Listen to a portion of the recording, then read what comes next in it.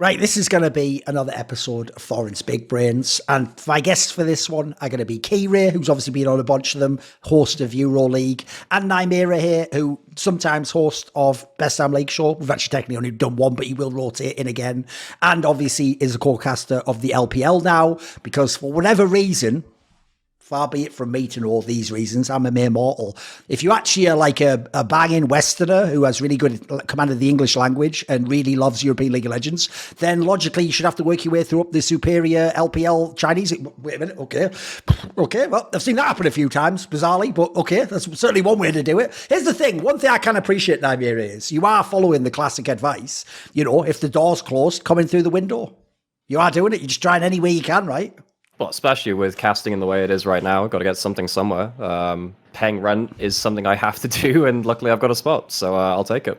Yes, but that actually perfectly coincides with what I wanted to do on this episode of this show, because as people will know, I've actually done a bunch of these big brains that I do sporadically on the LPL, because I notice there is no big LPL podcast right now, guys. It's actually mad to me, because I still think it's the best region to watch. I think it's amazing to talk about. I even think the structure, the fact that you only meet like once in the regular split, but then you like shadow box in I think it's actually the most compelling league to watch in the world. I've always said as well, it's proof to me that like when people do that endless conversation of like, yeah, but if the LEC or the LCS was best of three, you'd have all these bad games. Like, you just don't watch them. You just don't watch those games. What you do is, until someone like Thunder Talk wins a game and shows you they're good, you don't follow their story. You wait till they get the upset. Then you see, is it legit? And you sort of test out. And the best thing is, then you just follow like 5 dope teams, basically, and just watch them all play each other. And then you've got the best of both worlds, don't you? So we're going to do an LPL episode. I noticed they are also, bizarrely, like, this is why I'm shocked there's no podcast. It's like, these are like sleeper popular if I make them about the LPL specifically. So like, there's an audience out there. So one of the reasons I also like to do it on the Big Brains one is this is more just like enthusiast podcast. Like, this is like people who actually like the LPL and want to get into the nitty gritty, and they're not just only looking at like, you know, what about for Worlds? How would they do it? It's like we can actually talk about like the week to week of the LPL. So if people don't know, the LPL basically has almost finished its Lunar New Year celebration thing. That was like this week and last week. Basically on Sunday, they start playing again. Then they're done with that. Korea was a way shorter break anyway. They basically had almost none. And now we're back to the proper play. Now, bizarrely, they did, as usual, do that thing where it's like, the problem you always have to remember about the LPL is because it's a giant league with 17 teams, you just play one best of 3 against everyone, but that takes the entire split. So one of the things you always have to remember, as I'll say at the beginning here, because I'll try to throw it in if I can remember, is this is probably the #1 league in the world for strength of schedule being important. Exactly. Yeah. So like when we get to certain teams, they might be at the top of the standings, but you'll soon see when you see who they played, are they even good? No one knows. So I tell you what we'll do. We'll just start with, I actually think, a fun team, which is, I keep telling people, I feel like the story of how the off-season unfolded in China has made people have all these really weird takes on teams because they started forming the take before the final 5-man was known. So one of the teams I think this suits perfectly has got to be JDG, because what's funny is, because the initial headline, before anyone even knew who it was rumoured it was Knight was going to leave, because the initial headline was they're not keeping the same 5-man lineup, I'm pretty sure everyone collectively was like, oh, because everyone wanted to see them play more. And then I think a lot of people who didn't check back in on the LPL and haven't watched the split don't know, they actually ended up with a pretty banging lineup still. Like, they've still got a top roster and they're going to be in the mix and probably go to Worlds. Like, Nymaera, what do you think of the new JDG? I mean, outside of the roster as well, another thing which I want to call out is that Martha's come in as coach. She's just 3-peated the LCK. So you have the 3-peat LPL champions with the 3-peat LCK coach, which is obviously a pretty big thing. I think that Genji, under his coaching as well, did pretty well at adapting towards matters, and now they've hit the Rift as well. There's a lot of different systems in place, which I'm really impressed with, that JG have already shown. For those that don't know, there was a question whether Sheer would be playing a top lane or whether it would be Flandre. Obviously, Flandre, legendary Chinese top laner, the only Chinese solo laner to ever win World Championship. So he has ended up playing. Did Sheer even play a single series? I don't think so. They've only played the 3. Don't think so. Now, there was a question about whether he was reported to the LPL for not being over 18, or whether there's been some weird stuff with his age. Now, JDG have put out a statement saying this is untrue and they're going to be protecting... It wasn't negative gaming, guys. Don't worry about it. Yeah. But they said like they will take legal action over X, Y, Z, and whatever. So they've stuck to their guns. But still, Flandre's been the one that's playing. He came in a little bit cold, but he's been playing actually pretty well after that point too. And then, as much as this team is probably not as explosive as last year's roster in terms of, like the snap engages are probably not at the level as they were last year. I mean, Ruler is still an absolute tear. This team absolutely knows how to set up for the one key fight which will win them the game, and they're currently 3-0 in series, so that's done pretty well for themselves. And yeah, I mean, they took down LNG, who are another one of the top teams as well that we see. They're in a bit of a weird situation, don't get me wrong, but yeah, no, JDG. I am really surprised that people were so low down on them coming into this year. I still thought they'd be relevant. They have been. They've only played the 3 series, and it is before the Lunar New Year break as well. Things change quite wildly in LPL before and after the break, typically. But, they're still coming out 3-0. They're still coming out probably being the best Lucian team maybe in the world. I think definitely in the LPL. I think they're incredible at playing Lucian Nami, Lucian Milio. But this team has some huge strong points, and I'm quite surprised that some people are even dipping them to 4th. I have them top 3. I think this team is really legit. Yes. Come on, Keire, jump in. Yeah, what do you call it? The thing is and this is just a disappointing thing, the team could even still be in theory the best LPL team. The problem is it probably just won't be as good as the previous GDG. I don't care what it does for Kanavi in terms of their synergy. Yagao is just a worse player than Knight in almost every metric of the game in terms of Yagao has to play in specific ways for the best jungler in the world to make the team function. And you've also lost the specific prowess of 369. Now Flandre is an amazing great player of yesteryear, but I see him more co-signed to his ADG role, where he will majority of the time play a very isolated matchup style, and then when he can get specific picks, he will be able to flex those picks in a strong way, but he will not probably be the focus point of this team. The interesting thing is, for me, even though it's a very small sample, Kanavi and Ruler still look to have the best understanding of mid-game pressuring in terms of with leads and the ability to go find the opponent in 1v1s in midsection and pressure them. Ruler and Kanavi are still the best in the world, and that will just beat a lot of teams that just don't know what to do with the pressure.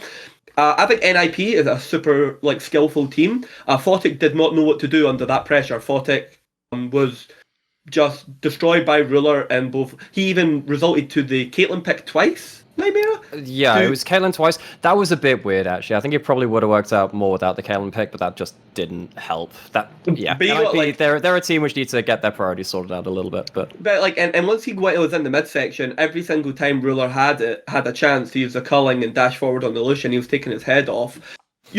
For me, this team still has 3 of the best pieces in the world for three of the best pieces in the world for playing the style that they want to play. They have the best ADC, they have arguably the outright best jungler, they have the best mid for enabling that jungler for the longest period of time, and they have one of the best supports for playing their this specific way. I don't think Missing's great at snapping gauges. And the good thing as well is even if you move into enchanters, his game doesn't fall to bits like loads of other dedicated Rakan players do. So Missing can go as far as to play the Ashe as well. So there's such a depth of understanding there for him that even though I think overall GDG will probably not be as great a team, I still think they'll be very, very strong contenders. And I don't think they will on balance of probability, but I think they'll easily be a top 3 team in the year. They're just going to probably be winning the games in a slightly different way. Yeah, I think some people are referred to them as kind of going back to where it's not a complete copy-paste of how the team was with Yagao before the last year, before 2023, but it definitely feels like there's hallmarks of, well, the early game might have a couple of slip-ups here and there, but then it's just the one explosive fight which they've set up for. They're all fantastic team fighters, and they can find angles into fights very, very well. Yeah, I think this team's mid-game understanding is one of the best in the world right now. I think that...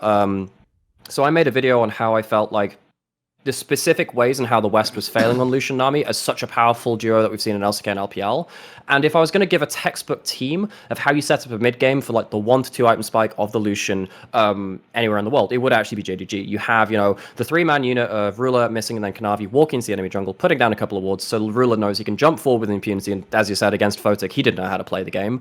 And I think it's quite telling that when JDG face up against some of the really good AD carries, I mean, Gala had an absolute shocker versus JDG in their series too. He played the Lucian versus I think it was the Varus Nautilus, and I was a little bit worried when they locked that draft in, thinking, well, if the Lucian gets to one item, we've seen what JDG can do with it, what will happen on the other side. They did a magnificent job of shutting Gala down. He's, of course, no slouch in himself. He's one of the better AD carries in the LPL. So yeah, there's a lot to be said about the strength, particularly around bot-centric metas when you've got these power spikes around bot lane. I really like how JDG have enabled those power spikes.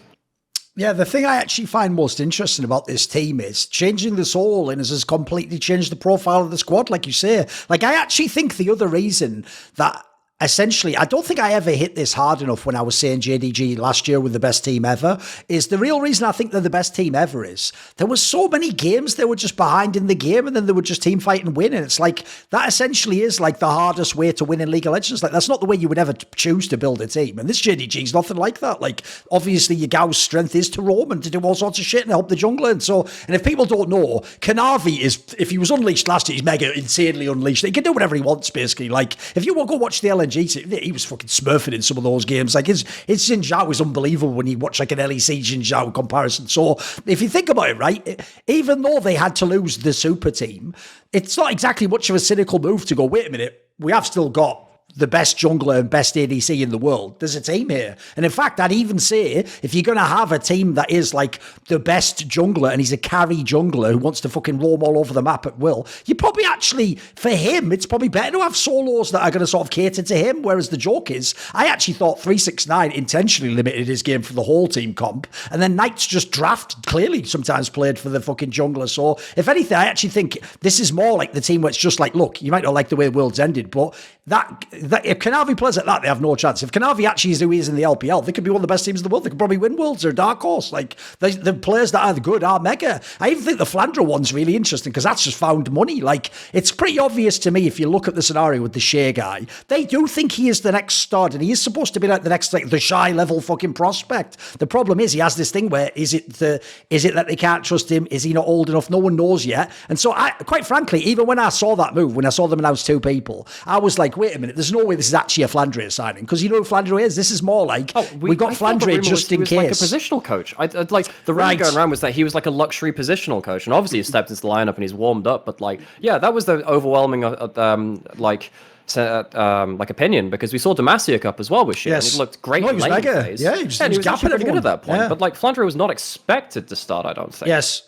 But I have to say, for someone that I don't think did come in thinking he's going to be a starter for, like I say, a team that could actually win World, me, he's fucking good. He actually looks good. Like, and as I was saying, I actually think where he's at in his career, like, if you know how he won Worlds, guys, it wasn't the fucking player that carried Snake like 7 years or earlier or whatever. Like, it's a totally different player. So, like, I actually think at the point in their career now, essentially these solo laners, they're also here for it. They've bought in, like, this is Kanavi and Ruler's team. And when you play to these players, yeah, you could be a really good team. Like, I'd certainly agree with you. They're top three for me. The easy as a lock. My question just is, are they top two? Like, is it them and BLG's my main question? So that will obviously be determined as the split goes on. Right, I've got a quick question about this team though, which is this.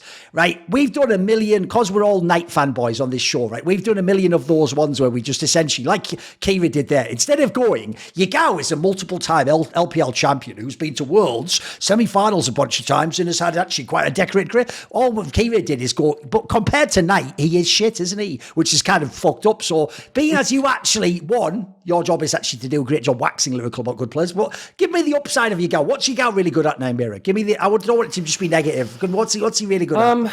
He is a really good facilitator at like finding extra angles into a fight. I think alongside the rest of the team, he is, when you see an engage that happens while Yagao is involved with it, he pretty much always has the perfect timing for it.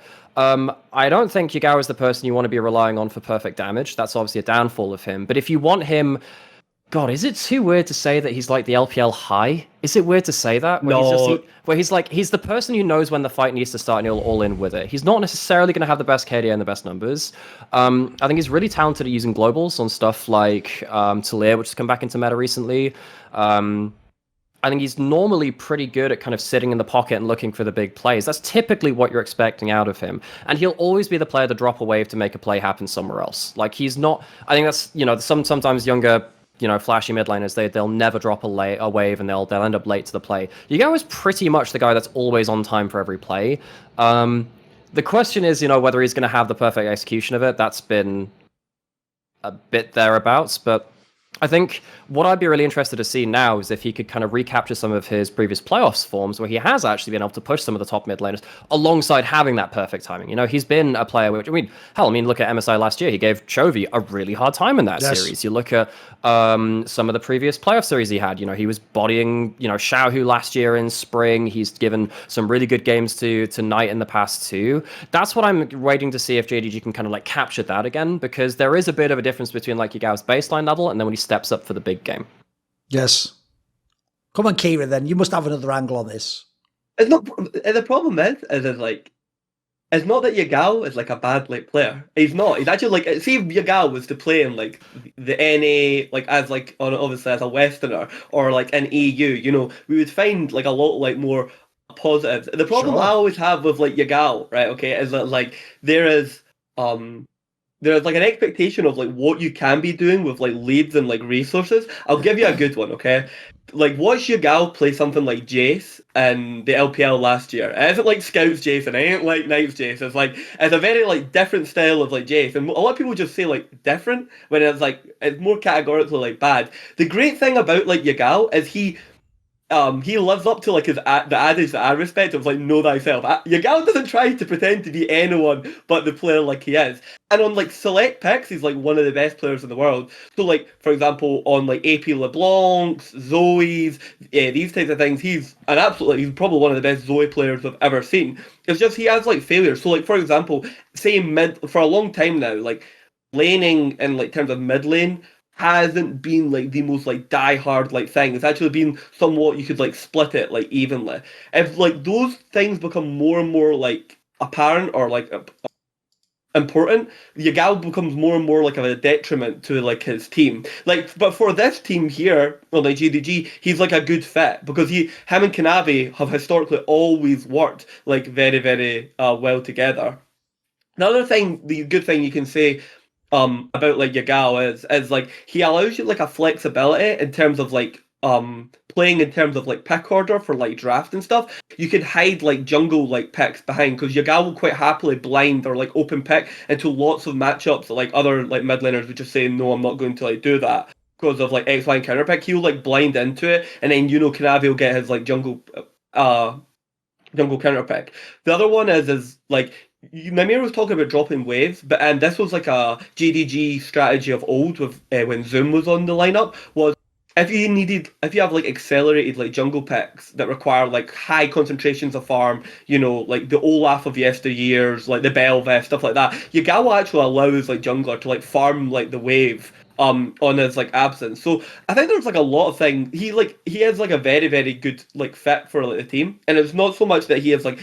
Yagao has actually like spent very, very like time as like a poor like bad like player. He's actually like overall very good consistency. And so the fact of like he has like a lot of like accolades and he has all of like the trophies of like an extremely elite like player. He just like the actual like watching him in the game does not correlate to like those. Wasn't it the running joke for a while that even though, his debut when was his debut? 2018 or something like that. How many years did it take him to get an all-pro team? Like it took him until like ages, yeah. I think was it 2022? Was that his first one where he's on one of the all-pros at all? It might have even been last year, but like that was one of the running jokes with it, even the Chinese community is like, well, there's Yagao. Individually, he's not exactly going to get the accolades, but he's there for the team. And that was kind of like that's Yagao again. But like, I think actually last year he steps up really well.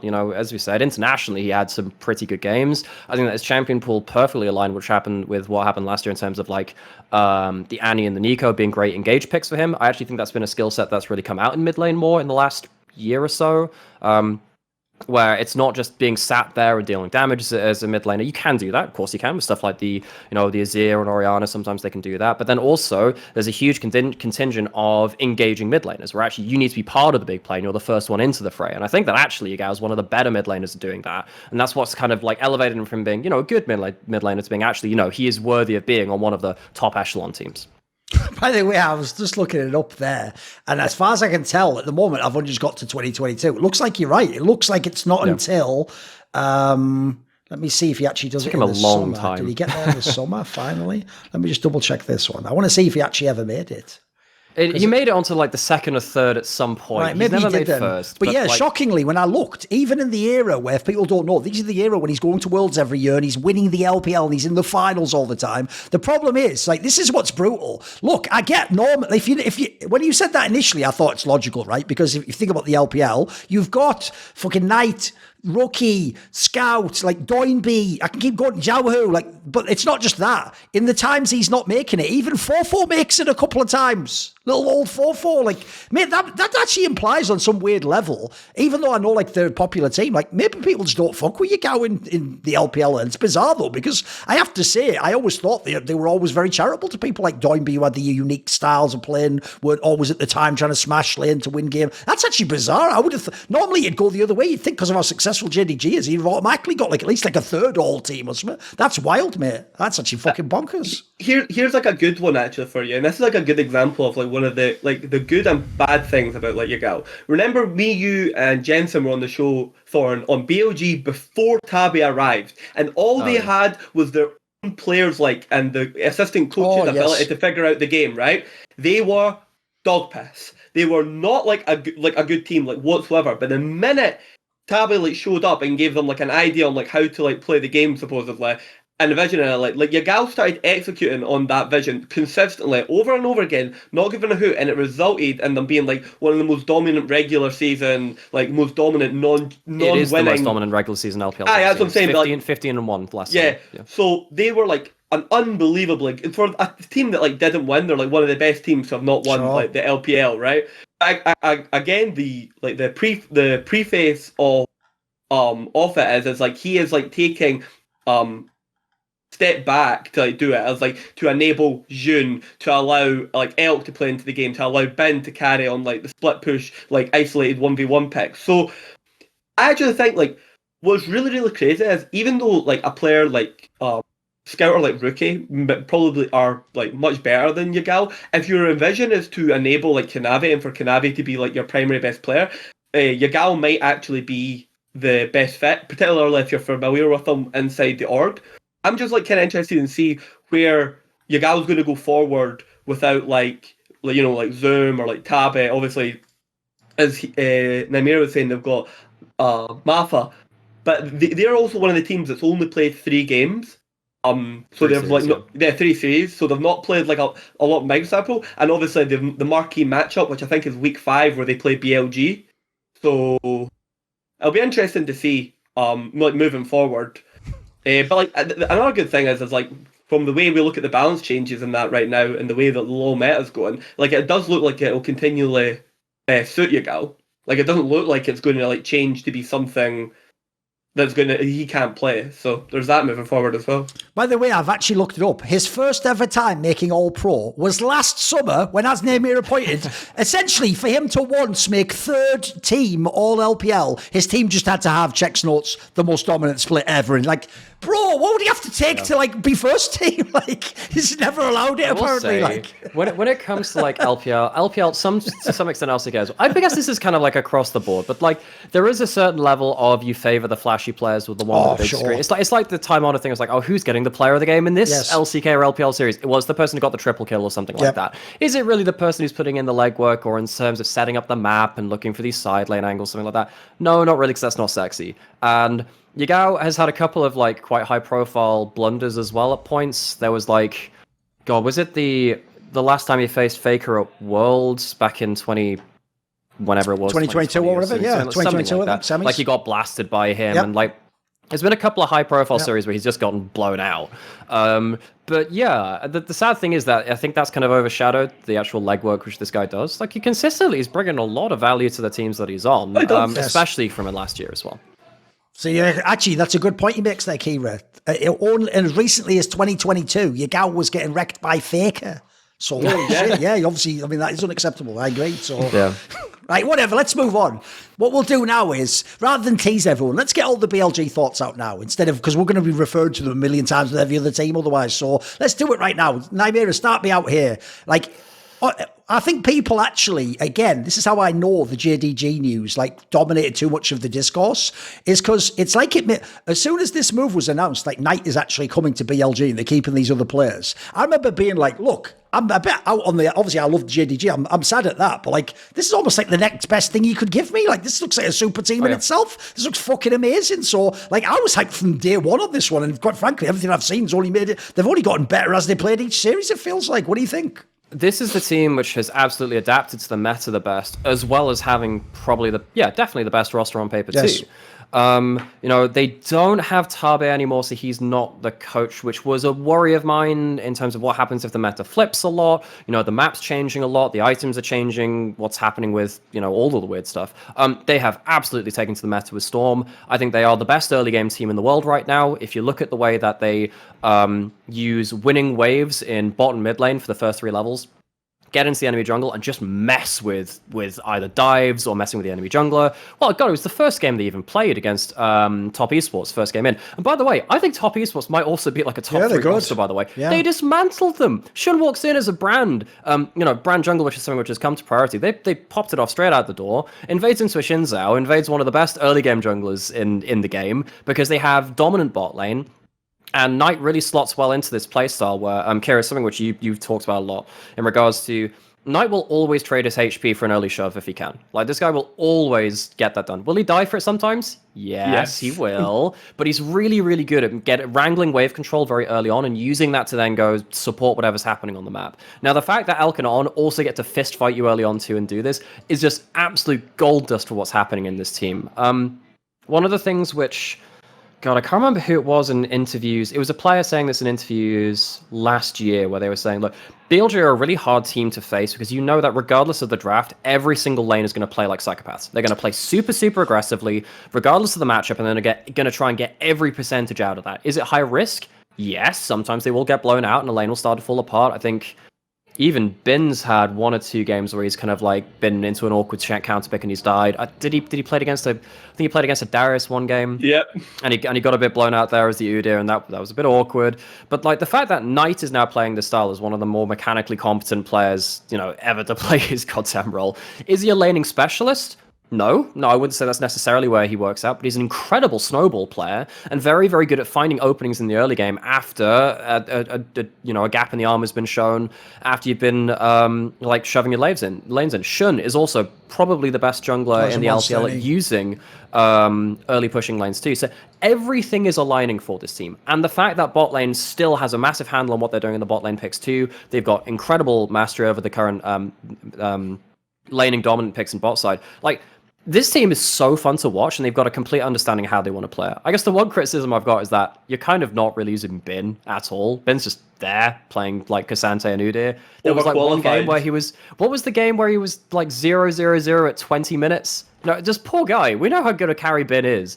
But that's... AL.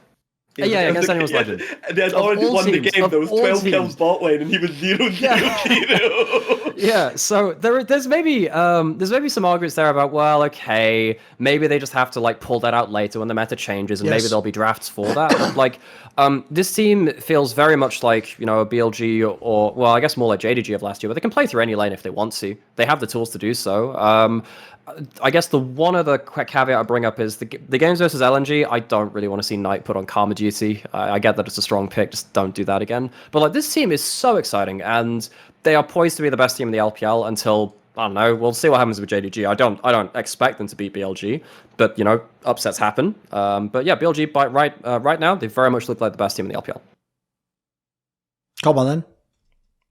Right. So, okay. I'll go from the top. So, like, Ben has actually had to do... I agree with Nymaera. Ben's actually basically had to do nothing. They actually win the game independent of what, like, Ben's doing, except that they are one of the few teams that understand that, like, top lane, like, push, in terms of, like, grubs into, like, early game, like, on the specific picks. So, like, even though Ben's not doing anything flashy, the team understands that when Ben does have push, Jun is using that push to do something productive.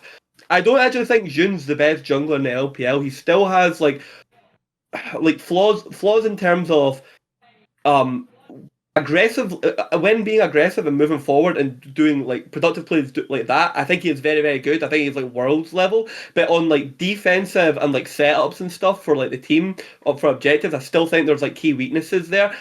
It's a blessing for June that like I too would love to have a mid laner never gank for and it wins. I'll come to Knight now. So like, but the other thing about June is it's amazing the fact that like he will just play all these carry picks. It is a speciality of June's is the fact that he has like a depth to all these like carry picks. He can play the Kindred at any given time. He can Best brand in the LPL. Yeah, best brand in LPL. He can actually play Rengar if it ever is required, Nidalee if it ever required. So he has Graves if it ever comes back into faction. There's a depth of play there for June that's, we've not even seen it yet, and they already look super dominant. So Knight looks like he just doesn't actually care at all. Like he looks like he's just having like a laugh, and he looks like a maniacal madman.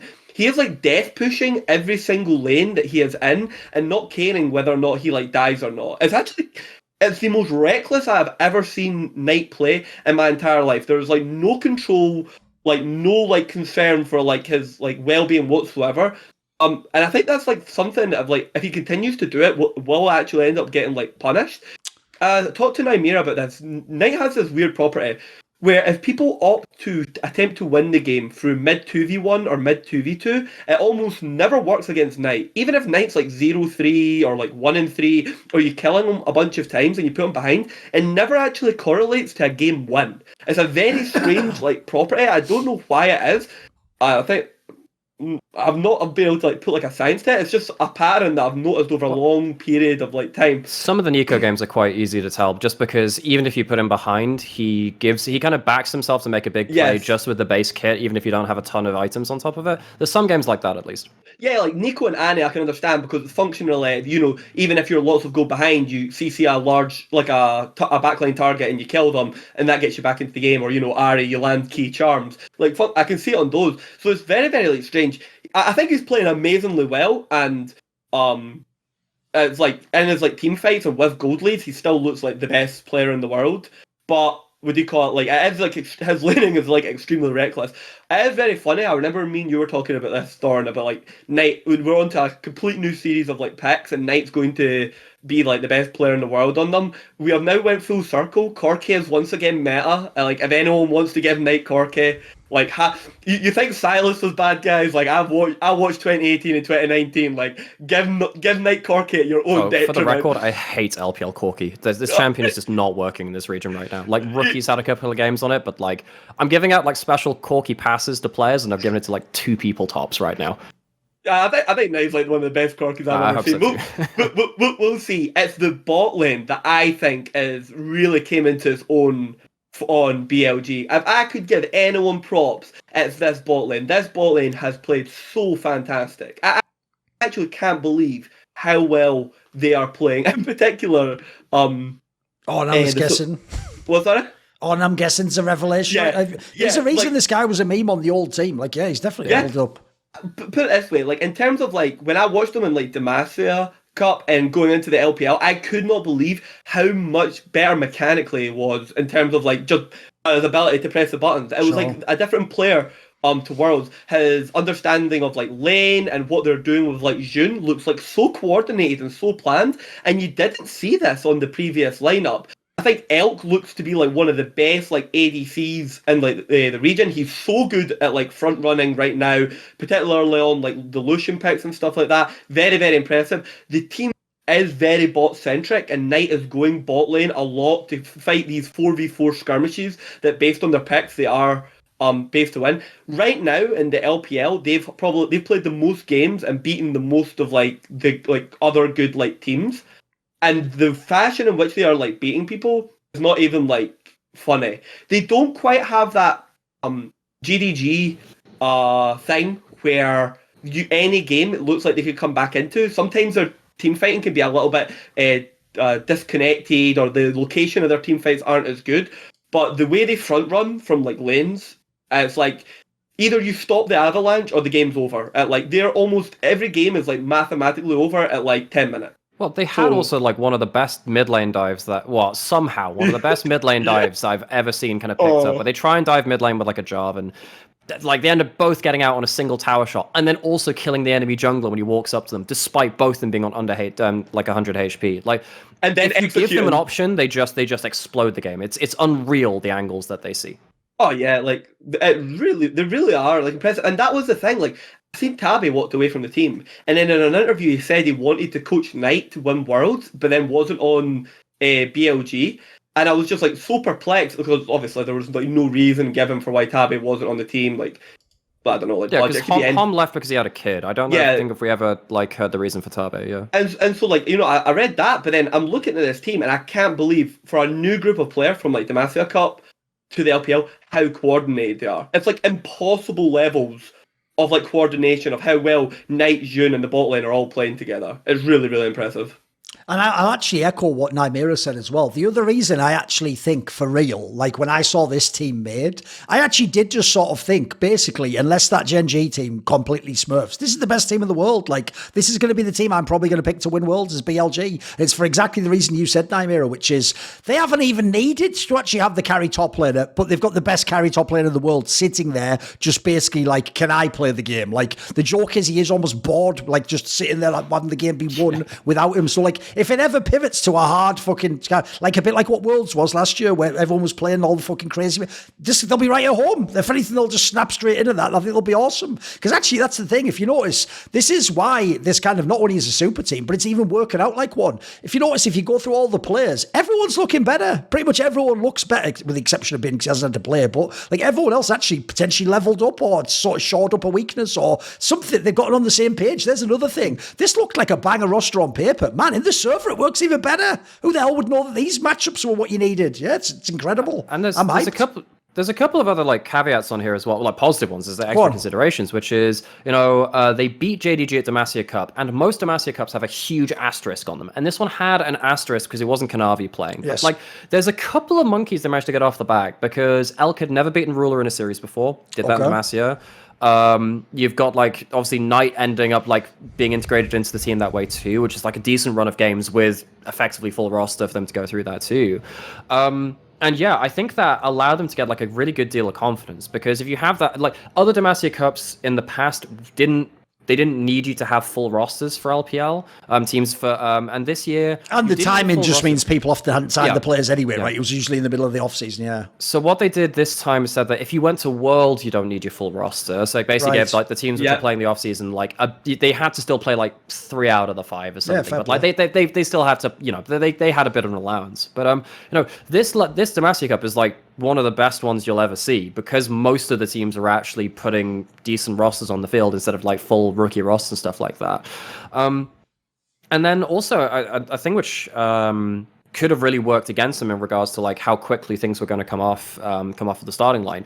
Typically, you only have about 2 weeks before Lunar New Year break in LPL. Now we've had about 3. I think last year some teams had 2 series, some maybe had 3. Like, most teams have played 5 series before the break this year. That's like a decent chunk of the split. That's almost between a quarter and a third. The fact that they got everything working right here, right now, and still did that against top teams, like this is really looking like the fastest start that a super team could potentially have. Like they really look like they've understood things. Which is when I'd go back to saying, well, they really nailed stuff like how they play around the map. Bot lane pushes in. They use the new tri-brush on red side bot lane to either dive or go into the enemy bot lane. Other teams just hadn't got that yet. And now it feels like they're really working around grubs really well too. That's something which LPL struggled with for the first week or two. It just felt like BLG, and the Herald as well. It really felt like this team, like all of the big rift changes, they adapted to the fastest. Which, given that they dropped a coach, which led them to really good success right the way from halfway through spring when Tabi joined, like. This is all like the highest possible role I could imagine for this team, which is very exciting, actually. I'm really excited to see what this team can cap out at. I've got 2 things to say, and this is actually like, so there's like a property of like Tabi as like a coach in the LPL, where it's not that he like, as like a general, he actually like teaches you, and people who were under Tabi were able to like go forward and teach other people like League of Legends. As in like, he was not able to like just tell you what to do, he was able to imprint his like knowledge into you. So like, for example, that could be something like Jun. Jun is able to like hold like the ideas that like Tabi had around like the game. That's why you're making it like that fucking, if you give a man a fish, he can eat for a day. But if you teach him how to fish, he will eat for the rest of his life. Like, you're doing that with Tabi. Okay, that's yeah, Well, supposedly that is like a proper like Uzi says it, like he still was like when he was teaching Ming, he was literally like being like, here is Tabi, do Oh, what right. Tabi was doing. It's like the most ridiculous stuff like that, you know what I mean? For those of you that don't remember as well, like Tabi was like a world's finalist back in season 3 or whatever as Yeah. well. This guy's been around for a while, so he commands a lot of respect from the early days of LPL.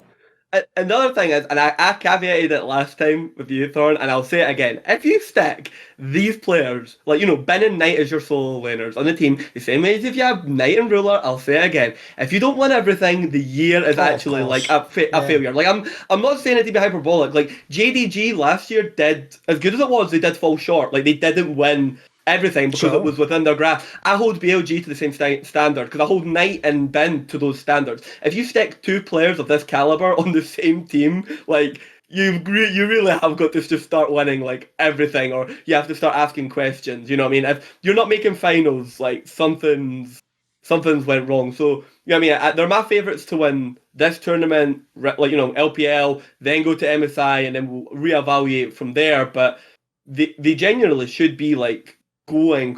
Yeah, and one thing I'll say is this: what we'll do is we'll pivot to another team, and this is actually a perfect pivot, because one thing I did want to say that is an observation I've known for many years of the LPL off season is, right, even though if you actually follow those accounts that like translate all the Weibo posts and all the like forum stuff inside their scene, like if people don't know, I will say this: the Chinese and Korean scenes are way better for having more accurate like rumors stuff in their scene. Whereas like, people have seen what like the Western like leak ones are like, it's kind of scattershot. Like half the time it doesn't happen because it was someone they were talking to, but that was like the guy just heard the rumor at the beginning of the phase and that isn't even the player that they tried to sign at the end. Whereas the difference is actually usually they're pretty on point. What I find bizarre is you will just get these moves where it's like, it's for real, it's almost like they use a spin wheel, because they'll either tell you, good news. Oh, okay, who are we getting? Just the best players at every position. What the fuck? Okay, fuck, I guess we're winning this year. But then, we're going to talk now about LNG, then they'll just randomly go, you see our team with all these banger players? Yeah, but you won't believe who I've got for the last spot. Fuck, who is it? It must complete the team. Was it like Ming or Mako? Mark. It's like, is this a spin wheel? Like, why would that ever occur to you in a team of other players where every other name is like has value, could be a top player, could like be LPL? Why is that the player that gets added at the bottom? Because to me, the LNG one has 2 factors that have to be talked about, because if people don't know, they have not looked as good as people hoped. A lot of people hoped probably from the roster, they'll just be the straight number 2 team. It'll be them and BLG, and then you've got really fucking strong LPL ranks. If you have top or JDG 3rd and 4th, now you've got a stacked league again. The problem LNG have, there's 2 big ones. One, this is where everyone who didn't watch the LPL is now looking like an idiot for going, get rid of that Tarzan guy. Like, he was pretty good, mate. He was pretty fucking good in the LPL. And, spoiler, he's Korean. He worked with fucking Scout like a banger. They were the shit. So first of all, Weiwei hasn't been the same player. And then the other angle, like I say, is, if I have Gala, listen, I've been a Gala skeptic past years. This last year I got on board, Keire, because finally he was at the level where he was just fucking mega. Like, by the time he got to Worlds, his Aphelios was cracked. He was really, really strong. So give me like I say, think about all the banger supports. There's banger supports on bad teams in the LPL. How have we ended up with Mark? If people don't know, Mark is like the dictionary definition of like the boring ass average fucking support He will play in the LPL. and you'll enjoy it. As far as I can tell, I think I even have the theory that the reason he stays on these teams is he's one of those, like, is what I call a non-factor. Like, it removes an ego from the room. It removes demands and resort. He just does, he's just there to do whatever he's told. Well, the problem with that is, like I say, if you could think about the fact people like Mako were in the off-season, imagine if you had a player like that and round this lineup out, because there's still a lot there. There's still a lot of meat on the bone when you look at the roster, but they're clearly having some sort of problems getting it into the server, though. Like I told people on one of my other shows, there is not going to be a Knight MVP this year. I'm sorry. Scout, sorry. That was in part because he himself was empowered to pop off, and then he had like the jungler that helped that. Like, I don't think you're going to see that this year. Like, it's nothing to do with him as a player, either. He just doesn't have the engine behind him. Like, give me some thoughts, Nymaera. Where is this team at for you? I feel it's the hardest one to analyze in the league. So the mitigating fact is Scout said in an interview sometime last summer that like they were aware as a team that they took a long time to adapt towards meta. So a lot of the things which I was worried about with BLG without Tabi on board has actually just hit LNG like an absolute semi-truck. Like these guys have felt like the early game understanding has been all over the place. I think that they are pretty solid in late game, which is why we even saw them drag BLG to late game and have a good series against them in late game. It would have been a winnable series if they hadn't had like a Corki with 1.5 items trying to dive bot lane turrets. Like, so much of that just felt like a really weirdly organized kind of series.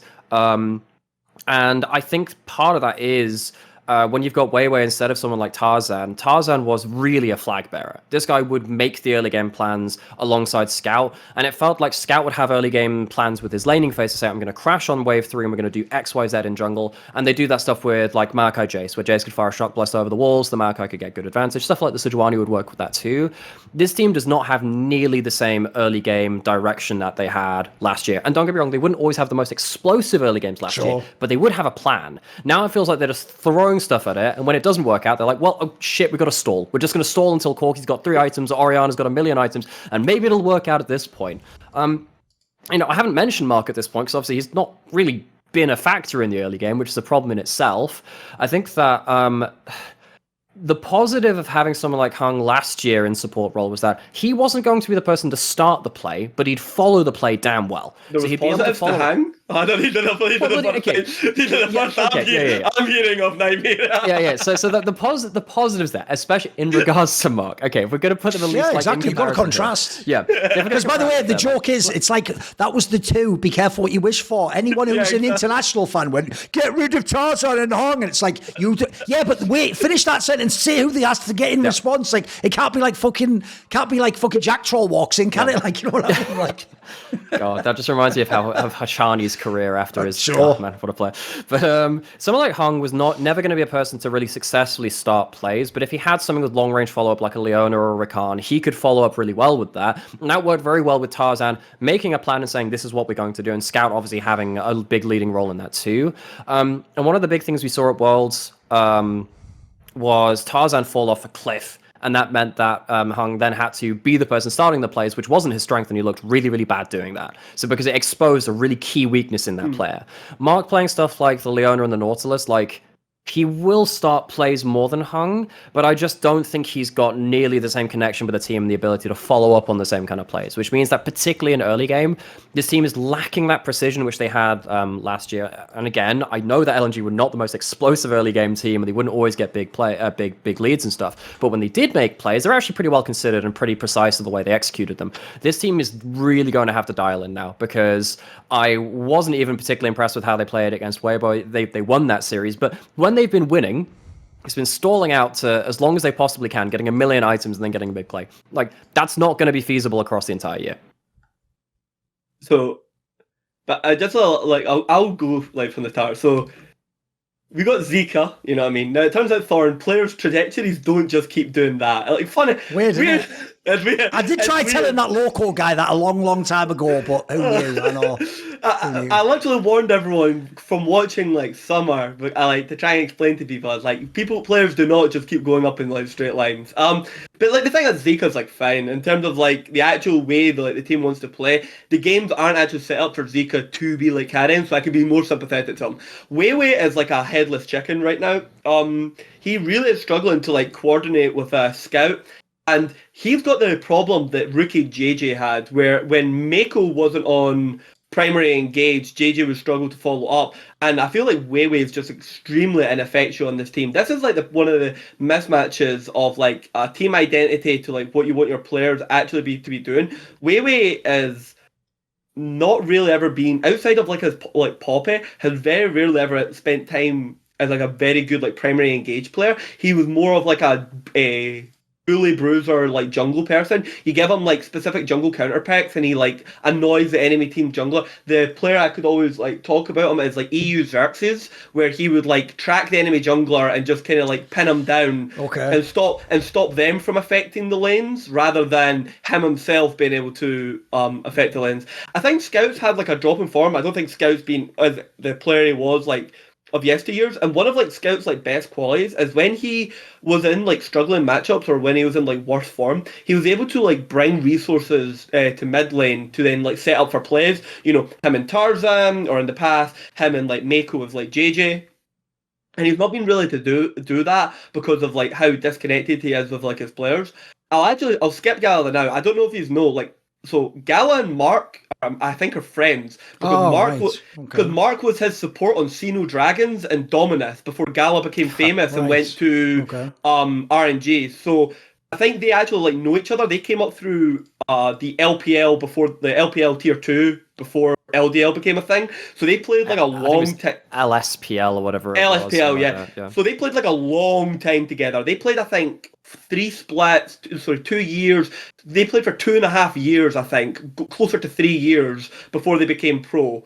So they know each other like pretty well. Just Gala went on to RNG to do great things in other places.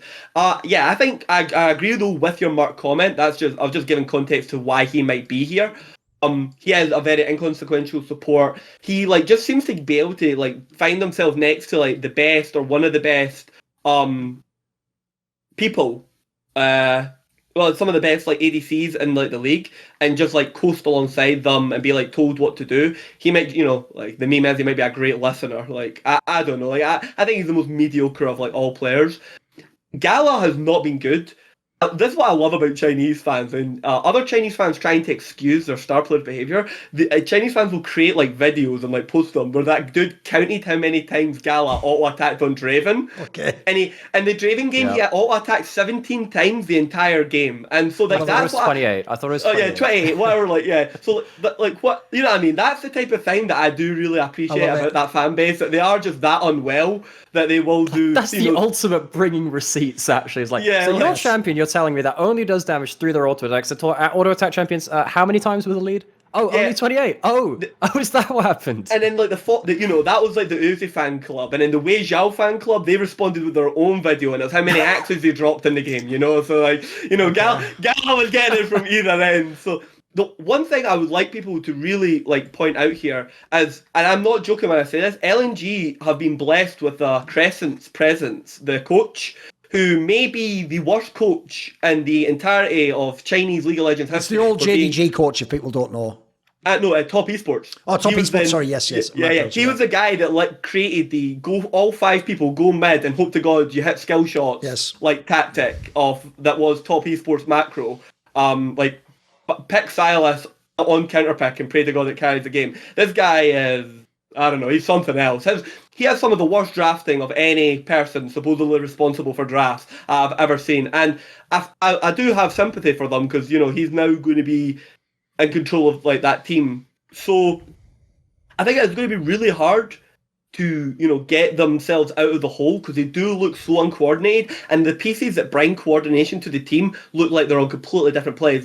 Jungle support and mid just don't look like they can get it together. Gala and Mark's laning look so uninspiring, and the premise of Gala and Mark taking a step back to then play towards topside and Weiwei just doesn't look like that's ever going to be a situation this team's going to go down. So I don't know where LNG are going to have to find the answers. They do have a long regular season because it is, how many teams make playoffs? Is it 9 or 10 teams? 10 teams make playoffs. So you can make it all the way down in the doldrums. They've also played a lot of the big names as well, so they've also got the schedule working in their favour.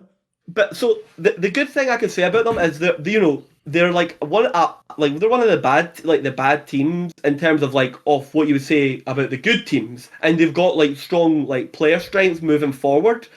And it's not impossible teams turn around. BLG were technically in a worse position than LNG are right now last year, and they went on to be one of the best Chinese teams of the year. So anything's entirely possible. It's just kind of what's been shown of the games there aren't very inspiring, and it's a bit of a shame because technically right now they have 2 of the best players in the LPL who you want to be making LPL winning cores, or people who attempt to win worlds winning cores around. So that's kind of the shame of it all.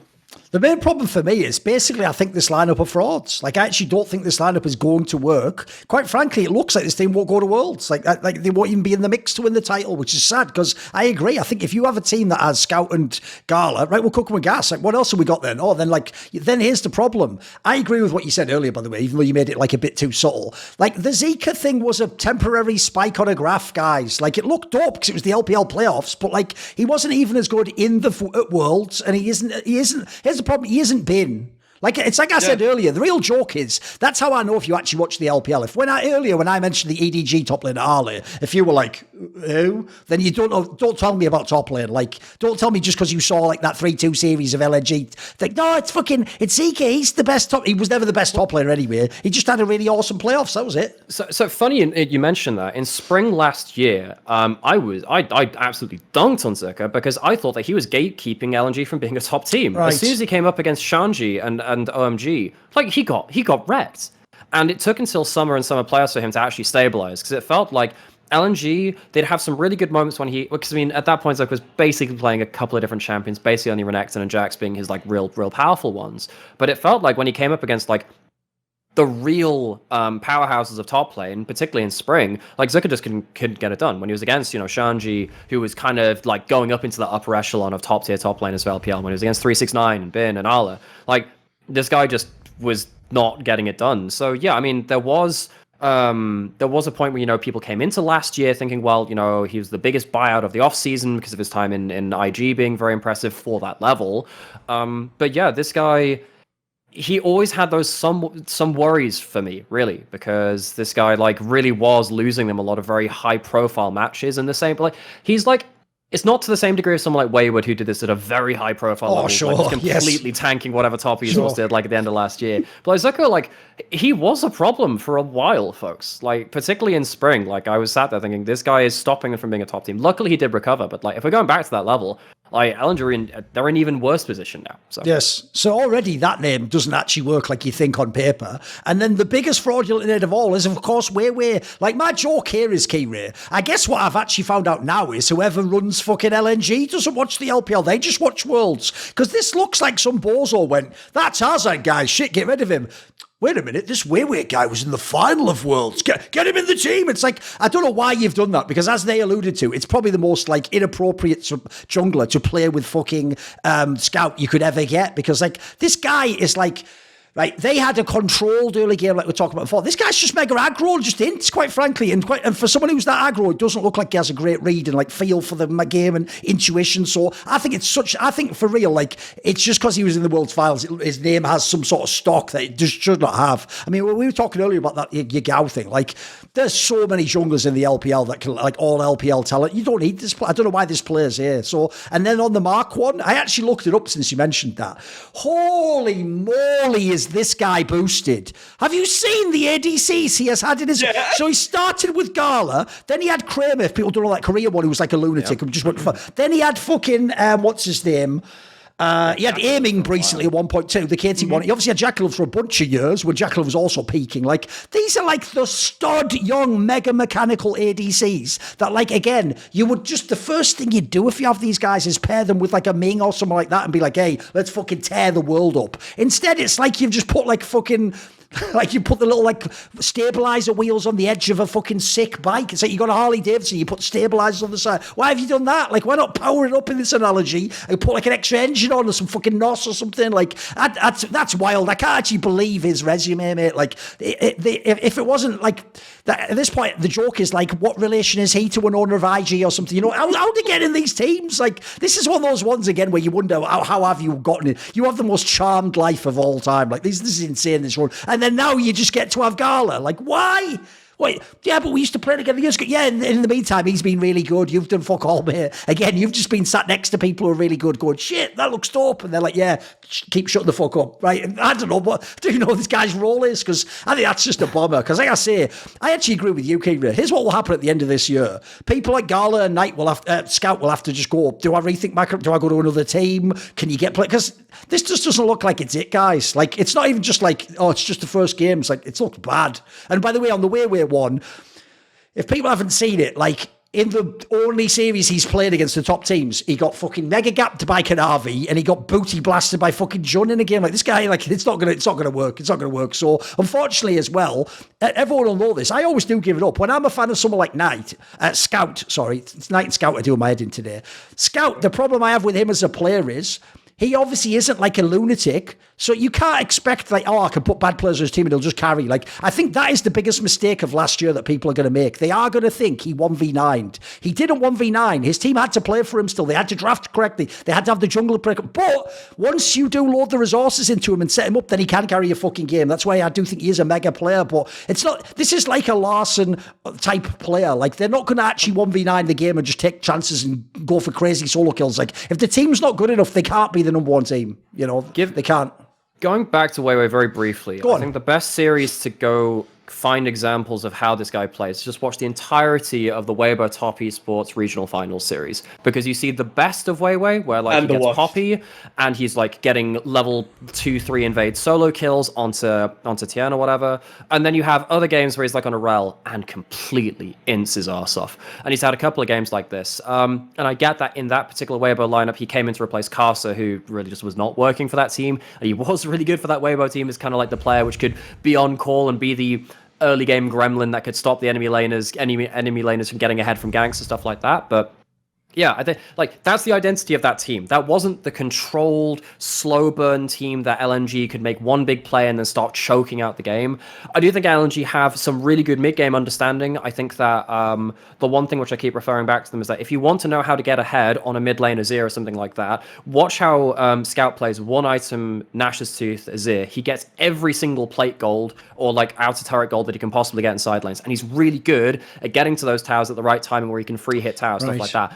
This team is really good at knowing how to use its side lane game, and that's how like they managed to take a game off of JDG as well, and a team which of course we have pretty high hopes for. But like that's the nature of this team. They are a slower burn team with great mid game understanding and fantastic late game understanding. If they can reach there on an even keel, which has not really been the case so far, Weiwei, he needs to settle down a bit. Now, Worlds was the first international tournament that he'd been to. He hadn't been to one before that. So, you know, there's room for growth for this player. I know he's been around for a little while. I'm not willing to throw the towel in on Weiwei just yet. I think we can see what he does, but he needs to have a real identity understanding of what the team needs from him. And it's not the early game gremlin thing that he did on Weibo. He needs to be much more reserved and should just play the scouts lead, I think, honestly. Like that's how it worked really well for them last year. Just facilitate what he wants to do, get to mid game. You don't need to just mess around with early game, and then just see what you can do from that point. And we hope that, I don't know, Kaiser meta comes in for Gala, which is hopefully coming up, and he can do mad things on that champion again. Like, that's my hopes for LNG. Right, what we'll do is we'll pivot and talk a bit about Top Esports, because there's another example of a team where I actually think they killed it in the off-season. Like, if you told me, like, a plus-minus ledger, like the championship manager, right, okay, you have to lose rookie and you don't have the top laner. If I tell you, oh, don't worry, I've got 369 as the top laner, Cream as the mid laner, oh, and by the way, you didn't know this, but I'm bringing in Mako to help Jackie Love, like... You fucking killed it. Whoever GM'd this team, like, what more can you ask for? I even think, by the way, how are some of these, like, that's why people immediately ask questions like, does 369 just have a connection to the org? So, like, why, essentially, some of these players are better than you should be able to. Like, by the way, why Mako's now just chosen this as the particular season to go? Who knows, right? So you have this roster. 1,100 games for EDG, by the way. And he played through the dark days as well, mate. He also played through the rebuilding phase. So the idea, like, he leaves at the end, it just implies to me he wants one last run. But I'll tell you what, this ain't a bad set of players. Like, people will know. I went from being a massive Jackie Love skeptic. Like, I'm one of his biggest fans now, mate. The last few years, he's just a fucking, if you just love high-skilled play, he's a fucking incredible player. And he's now basically, like, he's another one where he's also had the marks of the world his whole fucking life sat next to him. He's never, ever had the sick all-LPL type fucking support player. Well, he's got it now. He's got what basically is, if people don't know, this is one of the most evergreen players in the history of League of Legends, Mako. Like, essentially, I don't think he can ever be bad. He's one of those people where his brain means he could probably never be bad at the game, and he still has hands, by the way. He can still play some shit like Thresh if he wants to. So I actually think this is like low-key's. I'm kind of a bit hyped about this roster. I think it's a sleeper. Like, obviously the pieces have to work and they're coming from disparate places, but if you know the LPL, this is kind of a pretty shrewdly put together team. It looks interesting. Give me your thoughts, Nymaera. Come on. Yeah, well, I think I had them as my third-ranked team. I think I went something like BLG, JDG, top, something like that. I can't remember the exact. They might have been, they were definitely top 4, but yeah. I mean, there's an awful lot going for the individual players in terms of benchmarks we had last year. So we have, you know, you have Cream coming in who, yes, had a very back and forth year, but this is one of the, if you're not getting rookie and you're not getting one of like the elite mid laners, about as good as you can get out of like the people who are not, and the top kind of 5. You've got 369, who is the best team fight understanding top laner in the world. And then you have Jakulov with the best support, which he has ever had. You know, the only other comparison is maybe Baolan in Season 9 Spring. Whenever they could spam Rakan, basically. Whenever they could get Rakan in the game, then they go. Pretty much. And it was like, okay, so you have a lot of players in some of like their very best situations like they've had for a long time at this point. You know, I think that, you know, you look at, you know, Tien as a player who has been very up and down, but he's still one of the most talented kind of early game junglers which you can see in the LPL. And the very first series that they had was against BLG. Game 1 they got blasted. Game 2 actually Tien had a fantastic comeback game to allow his team to have like an early game setup. So they can even fight up against a team like BLG. They've taken the game off of BLG. By the way, I don't know. Good 3-game series. I don't know what the rumor on this particular one is. I don't actually remember, but I'm almost certain, just from watching the way he plays, I actually think I know how Tien gets in and stays in all these teams. I am almost certain, if you think about what he complains about and his style of play, I'm almost certain he's a scrim demon. He just has everything about him it implies to me. He just basically Giga dominates the first 10 minutes of all the scrims. They all end. And then everyone's like, he's the best jungler. Fucking sign it, keep him. And then that's why, sadly, you also then see sometimes he has the letdowns. But I agree with you, Nymaera. If people only remember, he's had obviously a bad few international tournaments in a row these last few years. When he goes back to the LPL, he can be one of the absolute best players. He is a fucking stud. He started off last year incredibly well, and then obviously Tobias was imploded. But like this guy occasionally comes out with like some of the best early games which you'll ever see out of the LPL. And then of course you have Jakulov, who in a similar regard to what you were saying, I am a huge fan of Jakulov now. I think he was on a struggling team, but top 3, 4 AD carry, something like that. I mean, you've got Ruler, you've got Elk, and there's a couple of other names around there, but like Jakulov was seriously good. Yes. I think he was the best poke Varus in the entirety of the LPL last year as well. And I think the important thing is, you know, there's every meme under the sun about Jakulov being a player which would like go in at the wrong moment and lose his team series, stuff like that. I think he honed that. So when the only times where he was going for like the typical Jakulov flip plays was when the team needed him to do that because someone needed to make the game-winning play as opposed to the slow bleed out. I think he was incredibly talented at picking his moment last year compared to the rest of his career. And yeah, I think his consistency went absolutely through the roof. And now he's come back into this year and he's had a really good set of laning phases again. Particularly now backed up by, as we said, the best support that he's ever had. Yeah, this is a team which I'm very excited for. I need to see Cream actually level up into an elite player. This is like the team for Cream to be kind of surrounded by some of the best side lanes that you could ever ask for. He needs to really step up, and I think, you know, he's had 1 or 2 games where he's like been on his ear and been quite quiet. That's okay for now, but when we get later into the season, if this team's actually going to be like proper contender, both, you know, later into playoffs and then internationally, Cream's a player which we need to see him kind of recapture some of his like peak OMG craziness melee assassin taking over the game kind of style. Come on then. So I actually think like top esports team is like pretty good. I think in stronger iterations of the LPL though, this wouldn't have been like a top team. I think the LPL is like weaker in terms of like on the number of the top teams, and they're like one of the benefactors that like they're kind of gaining from the incoherency of some of the teams. I think it's like a very interesting like team to watch. So like, you know, 369, one of the best, as I was saying, mid-game players in the world, best team fighting, top laners in the world, best like truly dedicated weak side like players. But on like lots of like bruiser like specific matchups, he cannot just be like one of the best players. We've like seen it before, particularly like, you know, the Aatrox, Casantes. He can win entire games, like carry in like a true carry fashion on these picks. And so there's a lot of flexibility there. I think Tien actually matches really well with some of the weaknesses that some of the players will come into, where he has these really, really strong middling games that like tend to like fumble off and he like struggles as the games go on. So the player that suits is Cream. Cream is basically just Chinese like Zika, where he like on melee assassins, like he's like one of the best players in the world. He's like skill shot accuracy, his like ability to position and move around team fights is unbelievable. But the minute you move him off of those like picks, he like starts dropping off like a hill. You know, Akali's, Silas's, Yones, these types of things. He's one of the best players on these. Like, he's actually good at Ari as well, but he plays a very like shotgun Ari. Yeah. I actually do. Yeah, I given him that one. that's my seal of approval. But once you move on to like control mages, it's like every single time, I know he's got to pick them to get better at them, but like I'm like, I don't know, guys. I like winning games as well, so is the dichotomy of like where he should go as a player. He's like not very good at managing his wave. He sometimes like overtrades like health for like lane push and like ends up on these really, really poor back timings. You know, he has like good like team. The thing is he is so specialized that he's actually extremely good at team fighting on his like specific picks and his like target selection. So you can actually entrust him with like gold leads. You know, OMG was literally all about just taking consecutive team fights and hope to God that like Shanji and Cream killed people. You know, Abel Samira was okay too. He had some okay games. we're not talking about Abel right now. So Jackie Love. So what's funny is Jackie Love, Guma, and Cars are examples of players of like when they've got these insane like peaks. What happens when you bring the floor all the way up? Yeah.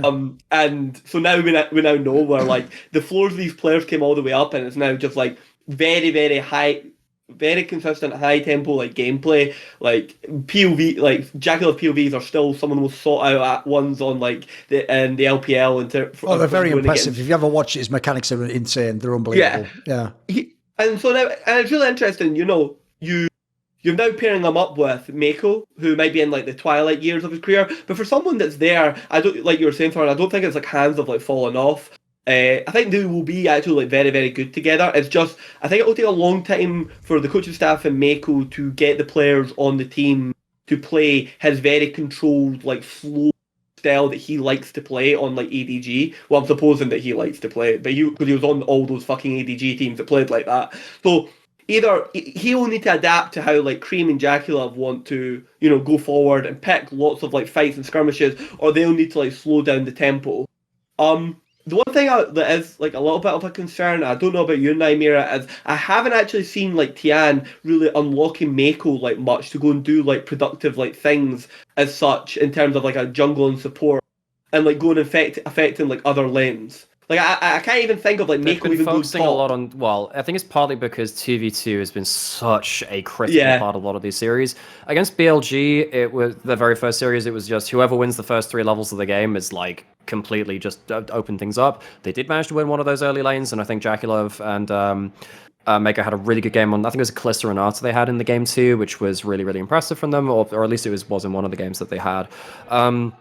But yeah, it has felt like they've been locked into a lot of like duel to the death bot lanes in 2v2. There was a game where they played against, you know, they were playing Ezreal Ashe versus a Draven, and it was like absolutely balls to the wall or something like that very, very early on. There's been a couple of games like that where it's felt like Mako has been, his job has not been about roaming across the map.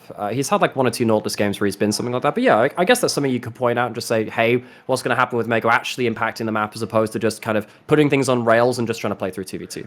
Well, it's the fact of like, how does a team like Top Esports ever beat BLG? Like, that's my problem. Like, against like JDG and BLG, like Top Esports is now in that position where you've got to think about how does this team actually beat those teams, or like, because they seem quite secure right now in where they are. And for me, it's like, I don't think you're going to consistently win bot 2v2s.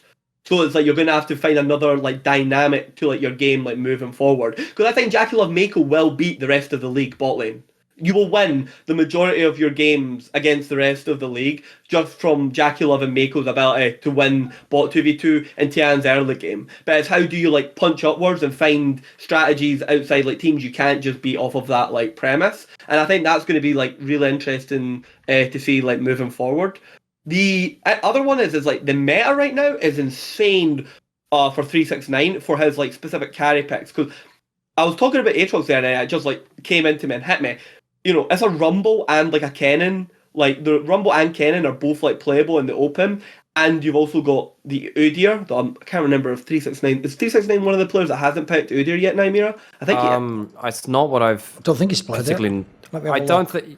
Yeah, he's played Rumble into Udyr a lot, and actually, he's one of the players. Apparently, he did play it, but yeah, okay. But like he's one of the players who's had some really good understanding of top lane, and just tag onto this too, because like he's played the Rumble Udyr matchup where people are playing the Udyr as a counter into the Rumble. He takes Ghost instead of something like an Ignite or something like that. He just runs at you with the extra movement speed, where normally Udyr is like, right, I'm disengaging, popping all my movement speed and getting out. He doesn't let you do that. So he's been solo killing in a matchup which is seen to be like the losing end of a counter matchup. So like this guy is on really good form, and the fact that he's doing it on tanks is going to perplex a lot of people who only watched him play last year and said, oh, he's on Cassandre, he's on something like this. Oh, he's just the bruiser guy. No, this dude is having the carry performance like of the split so far. This guy's been incredible through topside. And the thing is, I think his like worst game was actually against like BLG individually, 369, and it was like an uncharacteristically like poor game. But like the rest of the games, he was like very, very like good. Like the Weibo gaming game was like, it was like annihilation. So, I'm looking forward to seeing them go forward. I think how they're going to like win a lot of the games, they might, because of the players that they've chosen to go for, they might end up with some of the identity from like OMG, and where it becomes like quite obvious.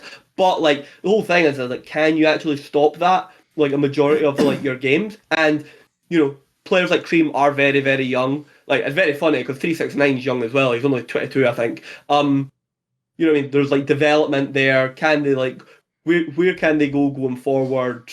What other strategies are they going to be able to pick up with the evolution of these players? I'll also throw out there as well that if people don't know, one of the strangest things about Jackie Love's career is they claimed even when he was in IG, he would be like one of the shot callers, if you remember, was the story. And supposedly that's what he brought to top esports, etc. And there was that. Well, obviously, if you have Mako as well, the brain trust there is pretty impressive, actually. Like, again, like you can imagine if they get on the same page, I agree with you, it could be a mega bot lane. The main question for me with this team, because I actually do think like the pieces are there to be good. I mean, you just think about how many of these players are really good team fighters in their careers. Like, it could be awesome. The biggest question for me, and this is why we can now pivot and talk about another team that will fit in this topic, is I have a really hard time with that OMG team because I don't think that OMG team was just full of studs. I think a lot of it was like how they fit together and the playing style they had. Look, I get why people like Dom, and especially people who were wanting entertainment, loved that team. They were a very exciting team to watch. But if I actually think about, like, if I was to pause a VOD review and I could understand Mandarin, would they be able to actually explain what they're doing, or if this was set up, this move, or why they're winning this fight? A lot of it to me looked like coordinated chaos. So the problem I have is I have a real hard time separating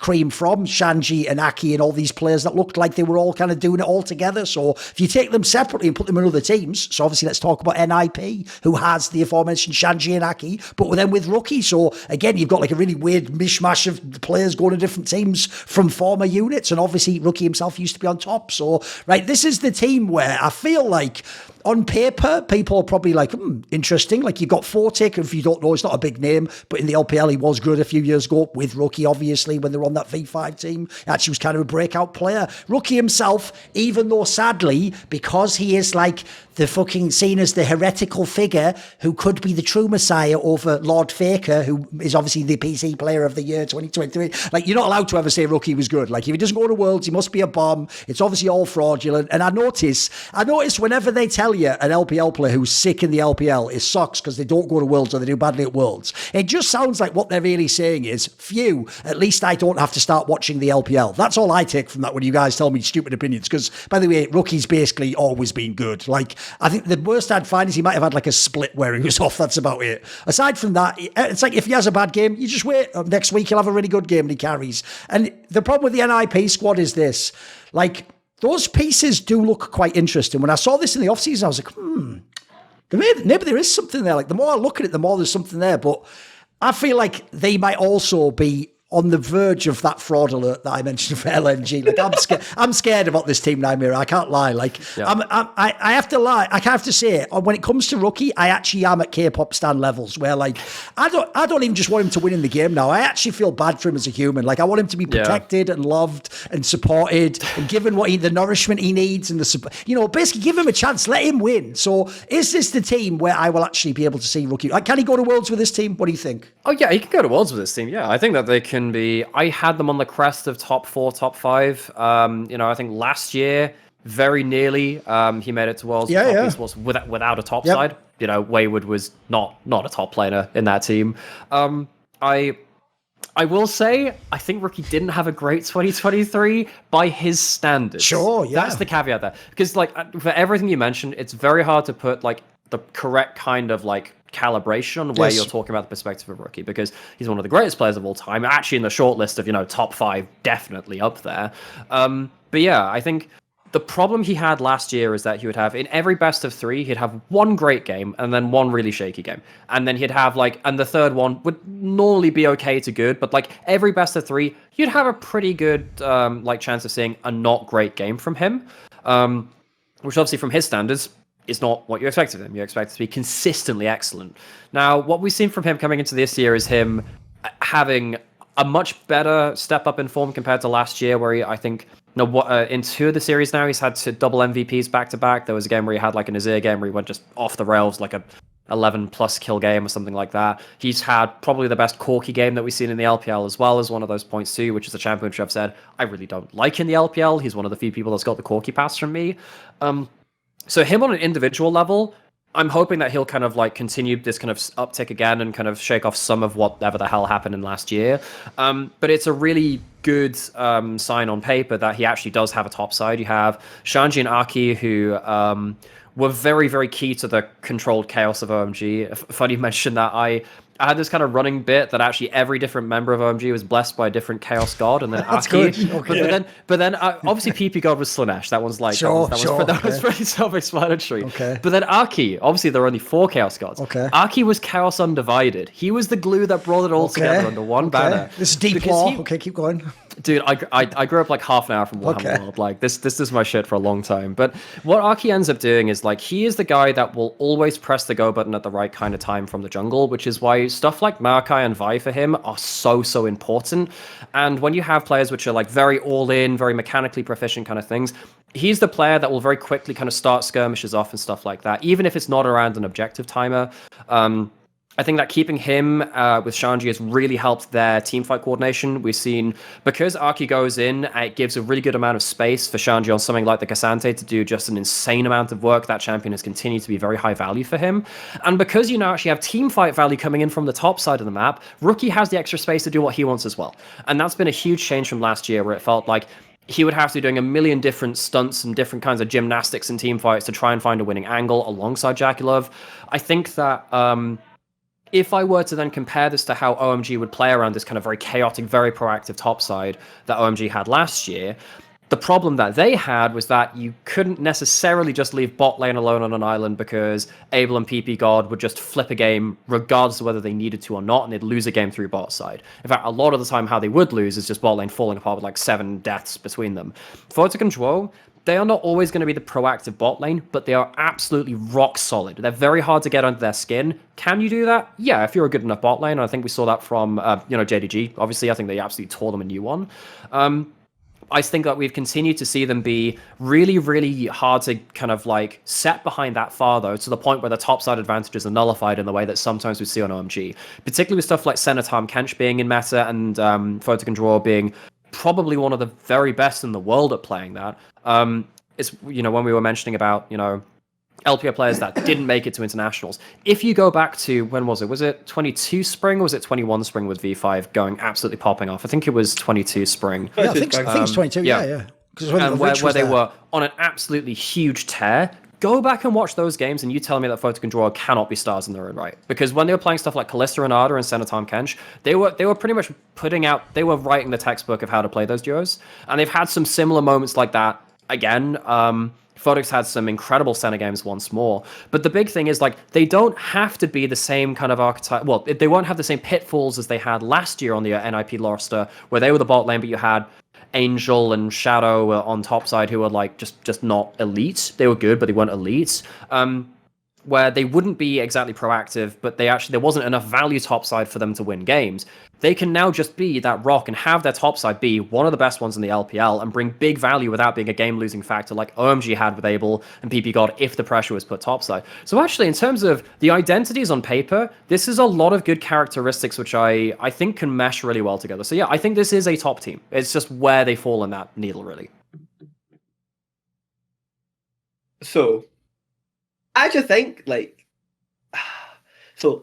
Shanji is like just mega. Like, I actually think on OMG he was actually just like straight up like good. Like, Shanji could be good anywhere. Basically, he's like the little step brother of Ben, where he's like probably not got like the depth of carries yet, but like on specific packs, like Shanji's just a monster. He's got his Rumble. He's shown amazing proficiencies for Udyr. He's great at Cassante. Like, he was one of like the driving like factors of like, you know, the whole like pick OMG pick ban, like Rubik's cube of like certain picks you couldn't give them. I'll skip Aki then now. Rookie basically in my like headcanon, right? Okay, Rookie basically jumped top esports to like not let Jackie Love go to Worlds, so he could be like, now you know what it's like, dickhead. Okay. To get that, he came back to top esports just so he could be like, and that's for fucking 2021. Okay. And then he went back to NIP to get the paycheck again, and it was like Jackie Love's like, what the fuck was that? And Rookie just going off into the sunset. I agree with Nymaera. I don't think 2023 was Rookie's like best year, but like best year for like Rookie. He's like came back. He looks like pretty like amazing. Looks very very very good. It is like a very very like slow and controlled like play style, but it's very very hard to like criticize. I'm actually quite impressed with like his like turnaround, to be honest, because it's always like sad when you like watch like a great player's like career like peter out. I'm so glad it didn't happen to like Rookie. It looks like we are going to be able to get more like good years out of them. I am the same as Nymaera. Like I was a big Photic and Joe like believer. Probably the best setting up, understanding. They were amazingly good at the Lucian Nami midsection of like using like the culling to like assassinate people. Like Jackie Love famously tried to play Kog'Maw into it and like learned the hard way that like there's a reason scaling picks aren't played in the LPL. So like them as like a bot lane, like keeping them together, I would say like Joe is like the weaker of like the two. I think Photic is generally like probably like the better player, and like I wouldn't, if I was not so much like replace him, but like Photic could go on and be great with like other like supports. I'm not sure like if Joe would be like as like good independent of like some of the teams he's on. It's not that he's like bad, it's just like I think like Photic is like the driving like force there. To go back to Aki, a little tidbit a lot of people don't know, Aki's actually from the same class of LDL as Bolt. And when they were like coming up, Aki was actually considered, when they were coming through, was considered better than Bolt. Like by like a considerable like margin. And then they both went into the LPL and like Bolt went on his like game winning streak, and Aki was just kind of like marginalized to like one of the LDL stars that couldn't get himself onto like a good enough like team, and then he kind of found his escape vector. My problem is it was like, basically, it was like that joke I had with you when it was a Korean episode. I actually feel like Aki learnt like a bunch of terrible habits on OMG that I don't think are like good to like take onto like lots of different teams, where he will like overplay like so many situations, and he literally cannot sit in the nest egg and like sit in like a, by doing nothing and playing like defensively, you are actually progressing the game. He has a problem where he cannot do that. He must look for like the next step, and sometimes the next step can end up dragging like, and you know he's got like Rookie, and like Rookie's like a miles ahead on like Corki, so like it looks like good, but sometimes it isn't good to just drag the Corki to like a play where you can get flanked and you know the enemy team gets a shutdown on your carry. Yeah, you trade 1 for 1, but they got like a 1,000 gold shutdown, and these are some of the problems. It doesn't matter if you have Cream in mid lane with an Akali, because you're just always fighting anyway. Yeah. And so this is one of the problems like I have with like Aki, where he is actually like super like talented, but and he like does have like quite sometimes impressive like mechanical skills and ability to outplay in like skirmishes and like team fights, but his like macro like big picture understanding I actually think is really poor. Like I do not ever watch like Aki and I go, no, that was a very cerebral and like controlled game. It's just like a series of like connected like things that he like does. It's like, oh, I'm going to go into red buff this time because my mid laner's pushed Yeah, he's in. thinking about the next 30 seconds pretty much permanently. He never really thinks about the next like 2 minutes, the next 5 minutes. Yeah, and this is one of like the symptoms of like where like I barely see, outside of like them having unbelievable bot prio where it's just like happens anyway, I don't actually see very great like objective like setups or like really great like macro from NIP. They have like one of the most like, it's not so much stale but like ineffectual like mid games. Like when they were put behind by GDG, I understand that Photic was getting his head torn off, but it didn't look like they knew like what to do to stop that. You know what I mean? They didn't have like a coordinated plan to stop the 3-man from GDG getting the wards in that then was going to allow Ruler to play in Photic's face. Like Aki and like Joe and even like Photic himself couldn't identify that like the war started at when GDG came into the jungle to drop the wards, not when Ruler was dashing down mid lane. You know what I mean? You had to stop that play 3 minutes before rather than when he was coming down the lane. So I have like concerns in terms of that.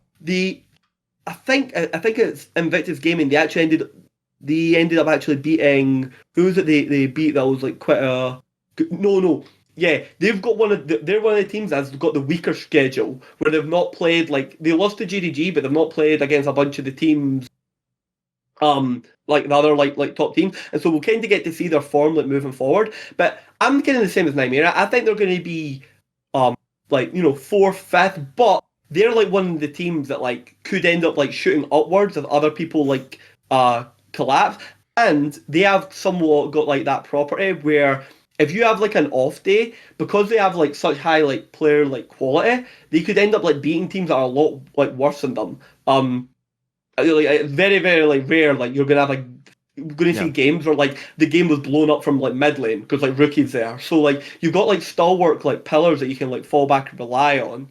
I'm looking forward to just kind of see how this team develops. It's just moving forward for them being like a top team. I do have like a problem with Ake like going. Yeah, and I think Aki's definitely got a bit of an OMG hangover where like they needed to fight permanently. He was the one that enabled that because the players were going to fight with or without him being there, so he'd rather do it on his terms.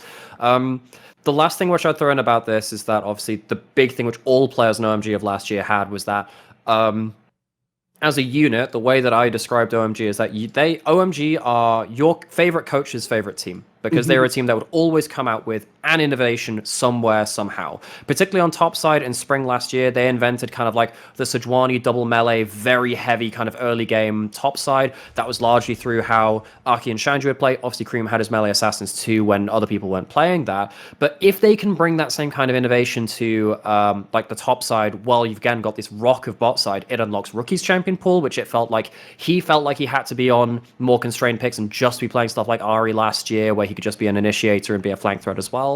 I'm really excited if this team can unlock that kind of innovation as well. That's like the last key for them being like an actual top team puzzle. If this team had Tarzan, I'd be really impressed, by the way. This is the team Tarzan should have been on. As in, like, he would have made this team, like, unbelievable. Very controlled, set up plays, great coordination with a controlled mid who wants to go into mid and late game team fights with great setups. You know, he's going to play, like, tank threats, consistent team fight. If this team had Tarzan, by the way, and, you know what I mean, just, like, plug in, plug out, I think you would have had something really, really special.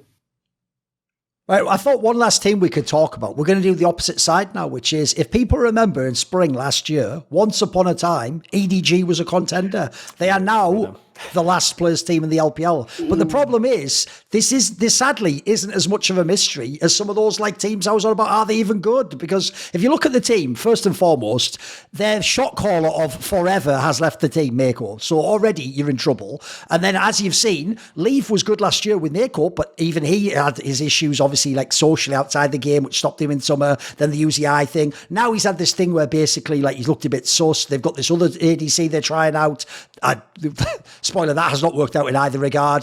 JJ, look, he's one of those players on the UZI end of the, if you only watch a Worlds, you think he's way better than he is. He is a good player, but he can definitely be streaky and always was. And then if you don't know, like I said, I'll tell you what, I'm going to apply the same logic I did earlier. In the same way as LNG fans should listen to that famous refrain, be careful what you wish for, you might get it. I think the same thing, because you know what? I'm one of those 4-4 haters where I'm like, you know what? He never really did make it outside the... Well, I'll tell you what, I didn't know the option was the one fucking T1 rookie that no one ever got to see play from about fucking a million years ago. If I'd known that, I kept 4-4, because I tell you what, this lineup looks, there's nothing here. Like I like Ali, like I said, he was always a coin flip top laner anyway, so like it's not like I could take that like to 1v9 every game. And then I'm sorry, like JJ isn't the jungler he's like, you probably need like fucking Jonas if you want someone to hard carry these games. Like, I think the problem is, on paper, this doesn't even look like a bad roster. But man, I get why they're in last place. Like, this team isn't going to be relevant. Like, there's going to have to be a big turn. Look, it's not like they don't have any pieces, but it's going to have to be a big turnaround if this team's going to get good. Come on, Nymaera. Oh, then Keire, you can go first if you want. No. I just want to say a really critical thing. They promoted Clearlove to head coach in this team. Yes. Which, by the way, that that in itself, if you know anything about like Clear Love or like who he is and what his reputation is, and I'm trying to think of like a Western like parallel, but that is like one of the most like bonkers things. When I seen that in the off season, I was just like, it's more like the Premier League players becoming coaches. That's the. Oh no, that's what the biggest problem, if you think about it, is because he is EDG and always has been. How are you going to fire him if you actually don't like how it goes? Like the premise here, if people don't get it, is this is like if Alan Shearer became the coach of Newcastle. Like, you're not going to fire him after 2 weeks, are you? It's fucking Alan Shearer. Like, so that's even in itself scary. Like, you've essentially got the most legendary figure ever in the org is the one in charge of this mess. So go on then, boys. Let's get into it. But I think this is just like, this team is like just like an absolute mess. I think one of the big problems is like you killed all of your like capital you had built up with leave when you removed them in the team in like spring, and players like, there's like a thing that like a problem sometimes in like Chinese like League of Legends where certain LDL players they'll get locked into these like contracts on like LPL teams, and then they'll like do something, and to like punish them you'll like move them about, and like I don't know what his is, but let's just say for example he's on like the $20,000 like contract, right? And you know he was like disrespectful in the DMs and he like gets pulled back in. He doesn't really have that much like to lose in terms of just like, he hasn't like anywhere to go, because the only thing the EDG is going to do is like re-bench him again, and then that's what happened with the. What are you going to do? Bench me?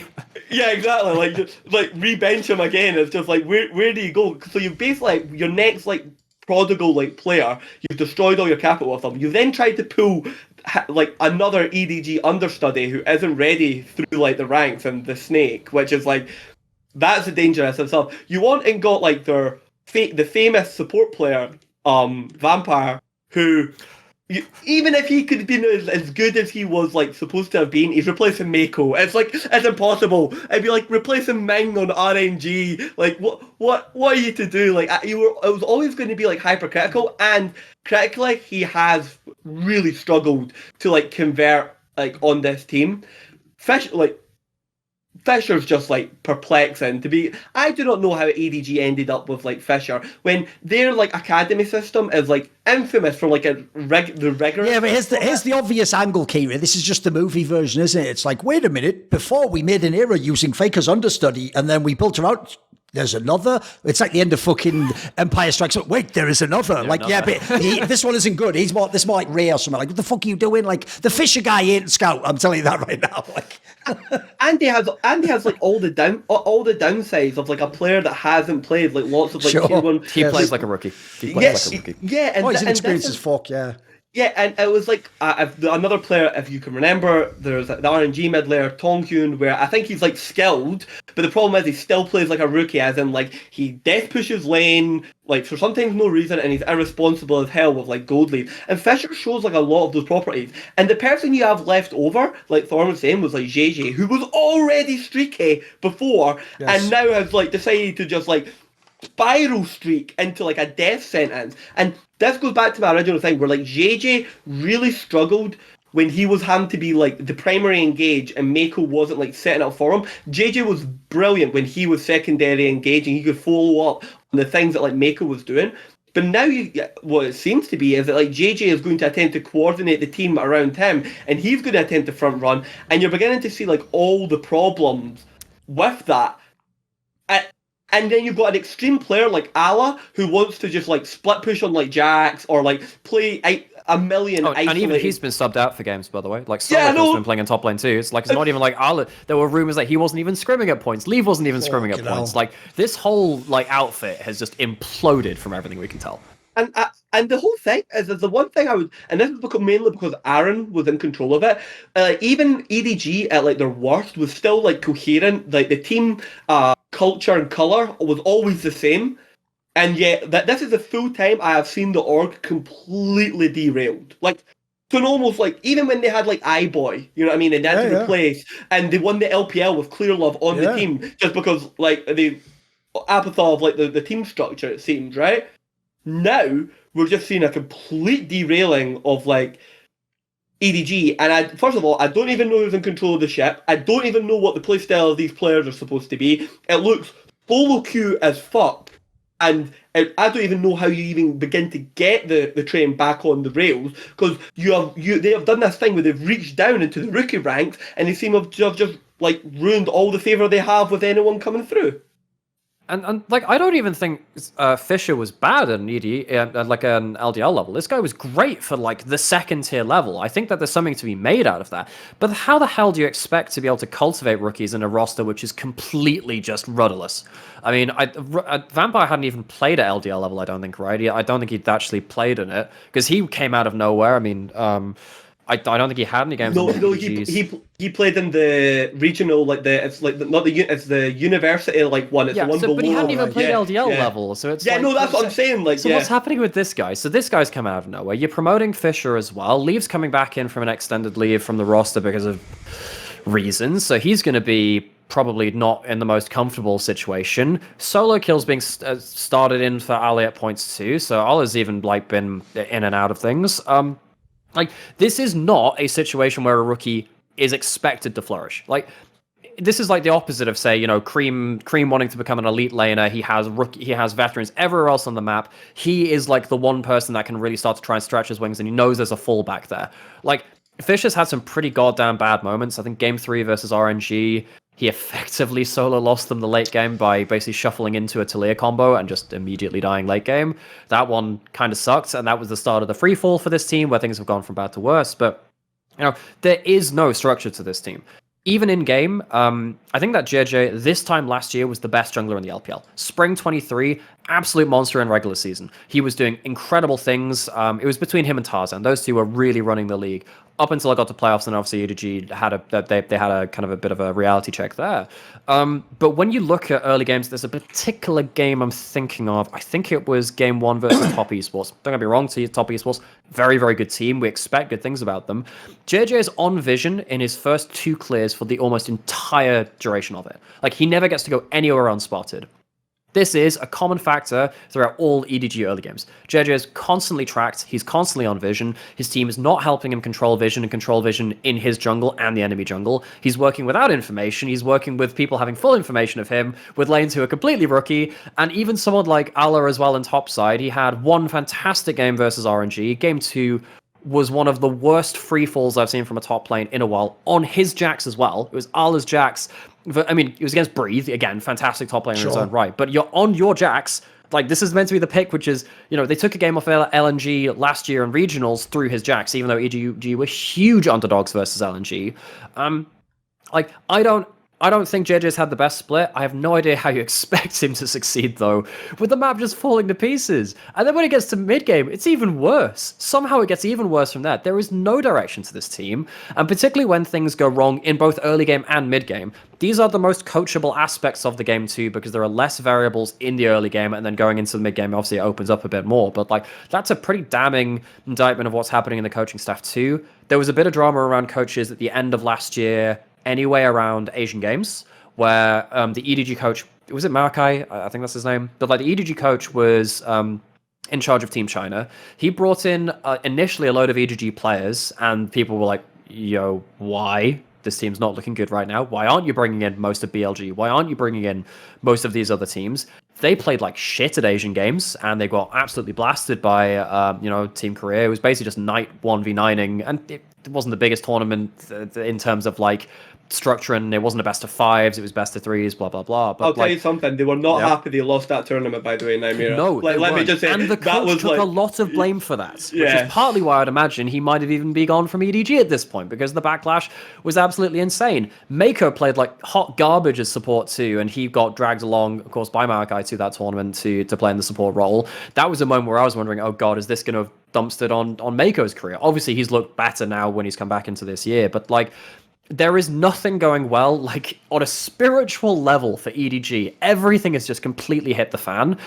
This is, if you were going to have like a hard mode on, like your esports manager thing, this would be the team where it's like, how the hell do you right the ship? You have effectively, an entire team of rookies with one jungler left in there, because obviously Ala's been subbed in and out too. Everyone's underperforming. You have new coaches.